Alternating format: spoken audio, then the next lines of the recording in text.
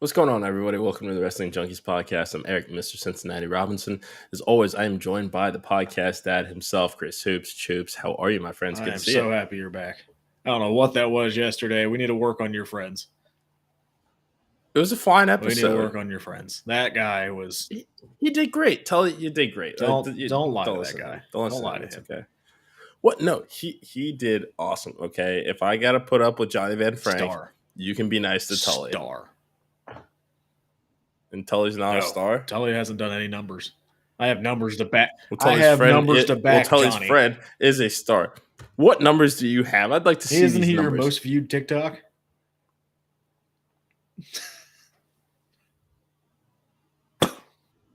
Follow me on TikTok at EV Cincinnati, EV with an I. Man, it is great to be back after a day off. I needed it.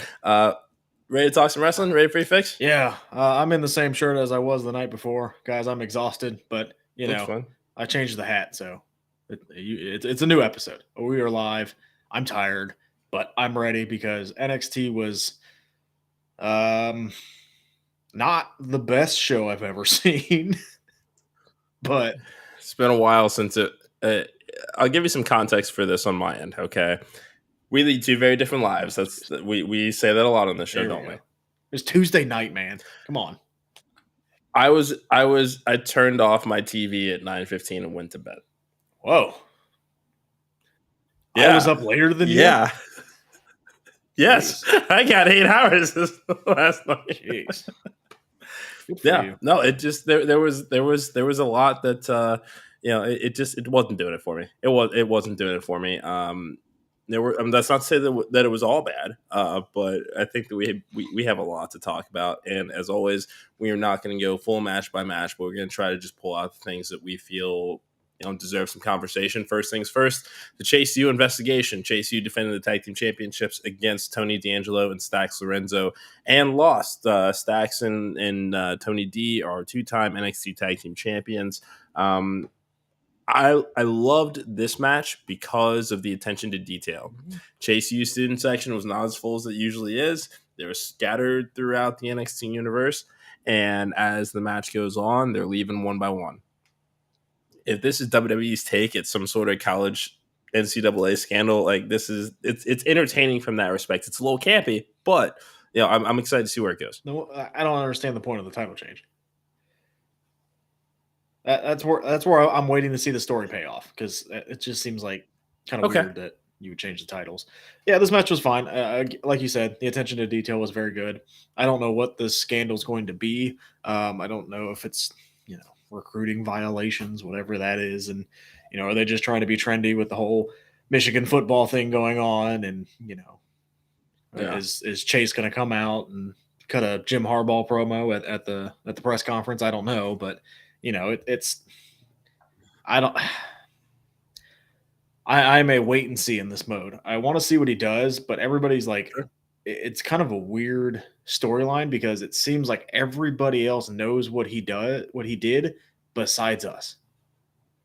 Like the commentators seem to know, Chase U seems to know, but we don't know. I feel like we should probably know what's happening, and I don't know if this is going to be dragged out over the next couple weeks before it's revealed, but I kind of want to know what it is, and that's why I'm hooked on this story. The tag titles, Yeah, sure. And to your point, I think something else that might of note here is that like you said, we have no idea what's going on. They've been using the NXT Anonymous Twitter account for a while now to kind of start storylines and kind of keep things fresh and keep things relevant.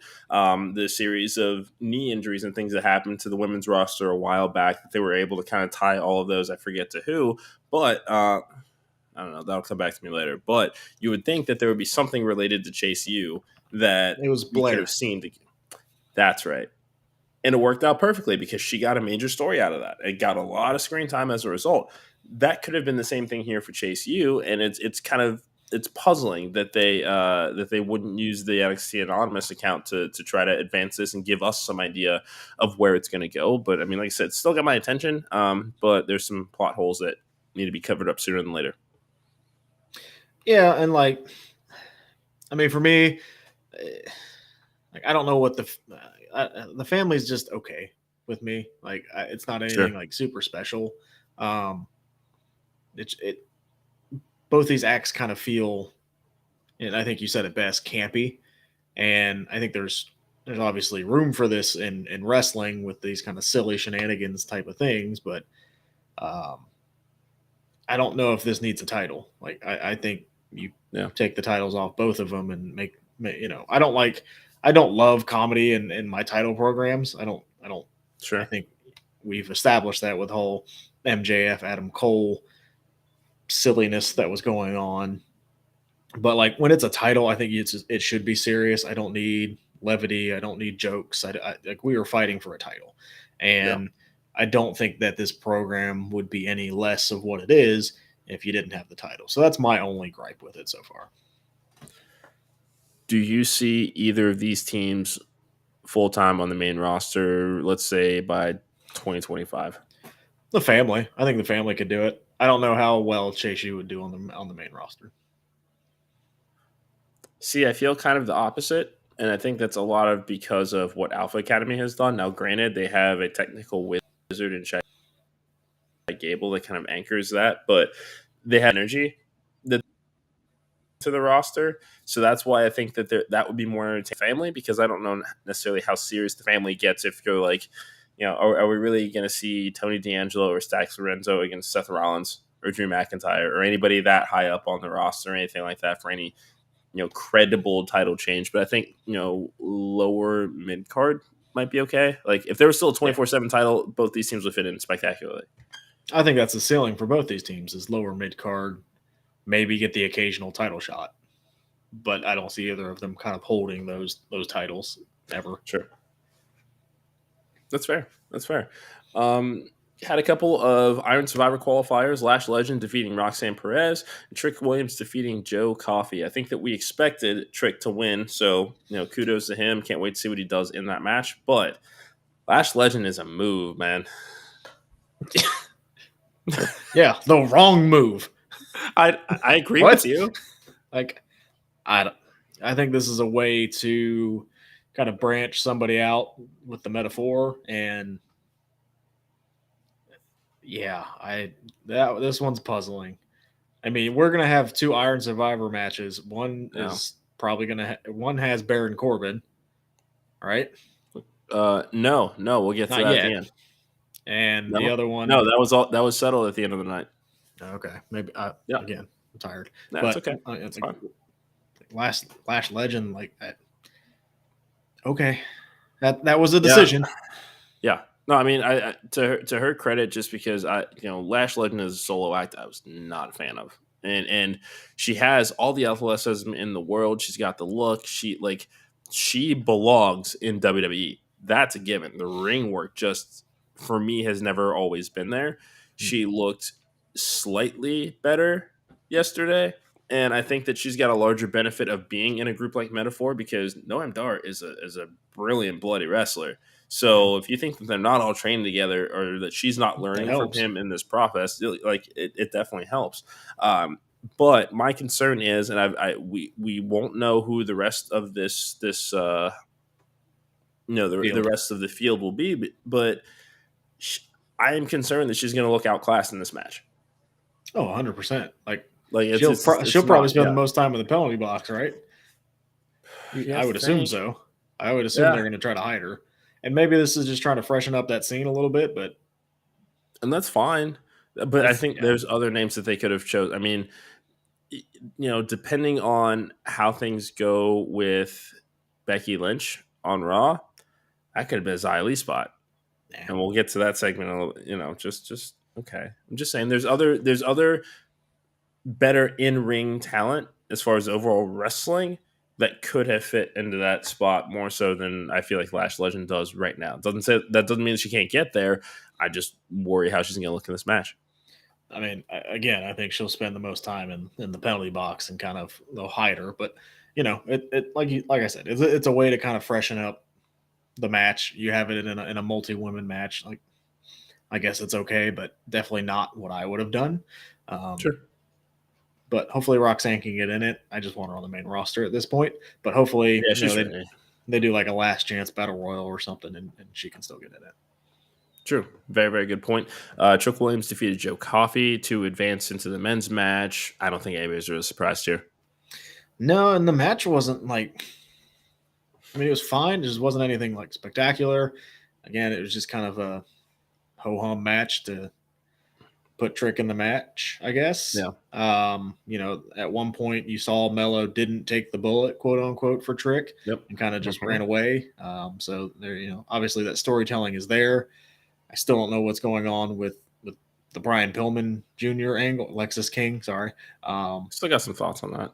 With that angle, like it's almost, I almost think they might do that because it almost looks too obvious that it was Carmelo Hayes. So I don't know. Like this match was fine. This whole last night was just fine. Yeah. It was what it was as far as a qualifier. I think for me anyway, I loved Joe Coffey on the Indies. I really did. This isn't he working. And Gallus as a whole don't feel like a threat in NXT. Well, he has that, and they never really have. NXT UK, yes, he has that stupid finish too. That headbutt, like it doesn't look good. Yeah, no, at all. No. Yeah, I mean, I want it to work, but it just it's not moving the needle very well. So no. Elsewhere on the card, we had the championship like T Summit or Warrior T or something like that between Lyra Valkyria and Xia Li. This didn't do anything more to make this feel like make Xia feel like a threat to the championship. It was what it was. I can understand the ritual behind it, and if that is a real thing in Chinese culture, that's fine. I admire them for attempting it, but I don't know. I didn't really care for it. I loved this. Really? Okay. Absolutely love this. And I've been kind of hard on this Xia Li push, this renewed push, but this was like, I love this, man. Like it felt like this match is a big deal. Like we are going, it's like kind of bringing it back to that old ancient Chinese history where the two come into the room. Hey, we are going to go to war tomorrow. Today we're going to sit down. We're going to have our tea, and we're going to kind of discuss. This is what's going to happen. This is what I'm going to do to you. Today we're going to be peaceful. Next week, it's over. But this is the calm before the storm. And it almost felt like a movie scene. Like I really, really enjoyed this presentation. I think Xia Li is really hitting on all cylinders now because of this whole presentation with this. And I think it kind of exposed Lyra a little bit with the promo skills. I don't know if she's quite there yet, but this almost has me going, man, I kind of want Xia Li to win the title. And this is coming from a gentleman who was I mean, you weren't unkind or anything like that, but you were not a fan of her 2 days ago. I think this because she just came out of nowhere. This adds to her character and just it's character development, and that's what I want in my wrestling is a little bit of character development. Why she has all these traditions, and I think you can continue this and kind of build what this is and build her to be that ultimate. I almost slipped right there. But this warrior that could be. I almost said ultimate warrior. What you just? I know, but I think like this really strong, kind of almost final boss type of warrior to have these after like leading up to a pay-per-view of. I think they could have done this with Becky and it would have been really good because I think those two back and forth would have been pretty good. But I love this presentation. It, like I said, I think it felt like a movie. Like it felt like some action movie, The Calm Before the Storm, an old samurai kind of movie. I love this. Just because I want to make sure that I at least give one positive about this segment, even though I didn't care for it. Xia Li looks much more comfortable in pre-tape segments, more so than when she does things that are backstage, at a weekly TV. I will say that's something to build on. So yeah, just so I can say that I've got something positive, to say. That's fair. Hey, and we're allowed to have different opinions. That's okay. No, I love that this was your opinion. It was so surprising and so refreshing. No, I greatly appreciate that you I did told this. you I had a hot take coming in, and that was it. That's not what I expected, but that is. I think brilliant. that was that backstage segment was my favorite part of last night's show. That's fair. All right, I like that. Well, my least favorite part of the show was anything involving OTM. No, actually. It was the Joe Gacy promo. That was concerning. I don't like that. I do not like. I don't like the insinuation of somebody committing suicide, unaliving them. I don't like that. Yeah, and I had it on my iPad while I was working, and out of the corner of my eye I see the camera going off the performance center, and I knew that the promo sounded unhinged. So actually I had to do a double take and said, did they just do and I get back to it. I couldn't tell if he threw the camera or what it was. Okay. But they're that made me a little nervous. I knew that they wouldn't have the gall to do something like that, but it definitely had me sweating. And again, it's that fine line, like we just talked about the Xia Li thing and how it felt like a movie. And you got to remember, this is entertainment, but there is a fine line when it's, movies can go into that kind of stuff and we're okay with it. Wrestling is, I don't know why it's different, but it is. It just is. Joe Gacy, I think, has a lot of potential, and I think can be something in the WWE. He needs a character. I think he would fit very well and stay with me. Okay. I think he would work well in Judgment Day. I don't hate that. Like if him and JD switch spots, I feel like I would be much more happy with that. That would be fun. Yeah. And just so that I can, see yours and raise you one, alternate universe. Moxley is still with WWE. He would be a guy that comes down to NXT to work with Joe Gacy. Yeah. I mean, that'd be a lot of fun. Again, because I think Joe Gacy is good. We got to get a character for him. And yes. Agreed. Unaliving character is not it.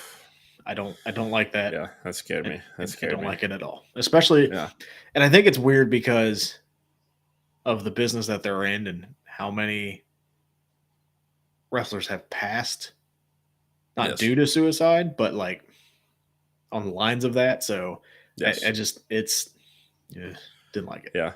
Yeah. No, definitely a faux pas on the night. We do still have Dynamite to get to, so let's wrap up NXT with this. The main event of Deadline is set. Ilja Dragunov will be defending the NXT Championship against Baron Corbin. Yeah.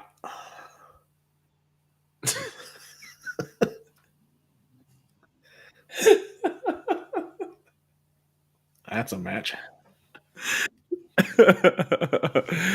Ilja's gonna eat him alive. I don't know what I'm looking forward to least. The Miz and Gunther or Baron Corbin and Ilja Dragunov. Let us know in the comments below. I guess at least the Miz isn't main eventing. Yeah, it's not great. It's true. It's true. Yeah, this does. It'll be a fine match, I think. No, it won't. It won't. Baron Corbin is not.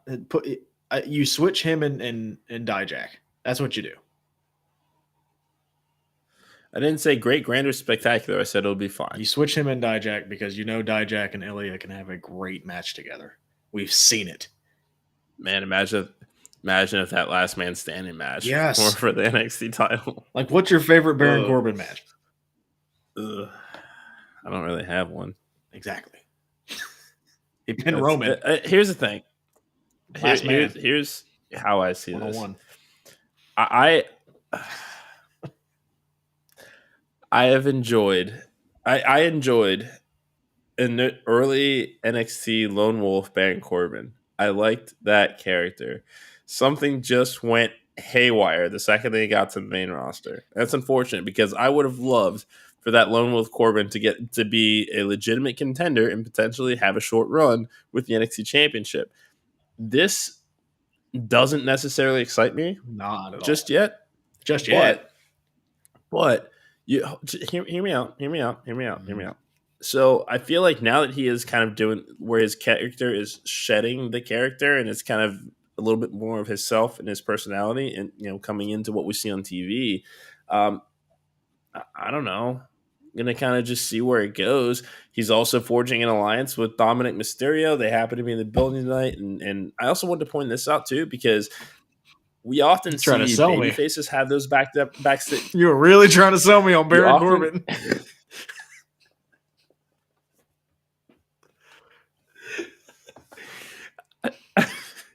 I'm segueing, sir, to points I just observed throughout the night. Can I finish? Go ahead.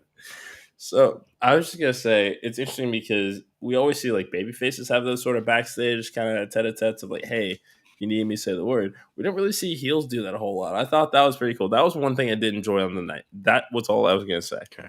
You know how long Baron Corbin's been with WWE? Very long 12 years. I figured. The Lone Wolf character was over a decade ago. Let it go. I'm just saying the Lone Wolf can't mature a little bit. He retired Kurt Angle. Gross. Let's not no. Go away. Anything else on nope. NXT? I am ready for the Like a Dragon Gaiden street fight. The man who erased his name match. Presented by Sega, I believe. No, that is the wrong one. I'll never play this game, so. Nah, probably not. No, that's okay. But yeah, no, I mean, Street Fight 6-man tag match, Paul White's return to the ring. I think we're all concerned, but I think we're all concerned. It's going to be hilarious when he comes out and he is just perfect. He has just been selling that because everybody's worried about him. He said he had like 3 years left. He's swerving us all, buddy. He's swerving us all. He's come out here and do a moonsault. Who am I to tell? Who am I to tell the man what time he has left in his career? I will always have a fondness for Captain Insano, but this move might actually be insane. Would you stop? That's one of my favorite movies. Don't you come for the water boy? I'll be interested to see because of the last time they had a sponsor integration. It was cheesy AF with Leatherface. I'll be interested to see kind of what the product placement and integration is for this one. Well, I suppose if we could accept the pitch black match, we can accept whatever they do. It was LA Knight and Bray Wyatt. Yeah, but I mean, this was Bray Wyatt before LA Knight was LA Knight. Yeah, but he's getting there. Sorry, he's getting there. Nah, he's already there, baby. All right, we have Moxley and Yuta versus Orange Cassidy and Hook. Okay, it's fine. We have the Young Bucks and Penta versus Penta and Commander. I mean, these teams always have great chemistry. I feel like we've seen Young Bucks and Penta mixing it up a lot lately, and I want to see more about what's going on with Nick Jackson and his just kind of overall frustration and angst that he's had of late. I think they really need to advance that tonight. So here's open. Okay, I think Penta is one of the most underutilized wrestlers in AEW right now. It's fair. I think he's really, really good, and I don't think they're using him to the best of his ability. That is my 2 cents. Ring of Honor TV champion is what they should do. Is that a thing? No, I'm just saying they should. Red Velvet versus Sky Blue. So we know our colors. The Willen will face Julia Hart. Yeah. No. And then we'll hear Sky Blue wins this. We will hear from MJF.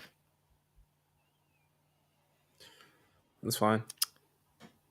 I can't wait to see the Iron Claw. Not the most exciting go home, I would say. Yeah.